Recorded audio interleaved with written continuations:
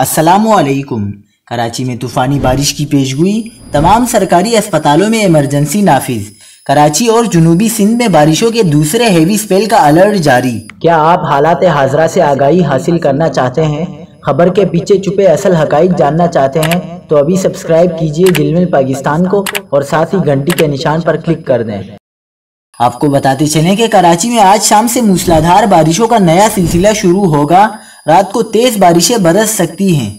خلیجی بنگال سے مونسون کا طاقتور سسٹم موسلادھار بارش کا سبب بنے گا، جس سے کراچی کے علاوہ ٹٹا، بدین، ترپارکر اور عمرکوٹ میں اربن فلڈنگ کی صورتحال پیدا ہو سکتی ہے۔ محکمہ موسمیات کے مطابق 18 جولائی تک بارشوں کا سلسلہ چل سکتا ہے۔ کراچی میں 80 سے 90 ملی میٹر اور کچھ علاقوں میں 100 ملی میٹر سے زیادہ بارش ہو سکتی ہے۔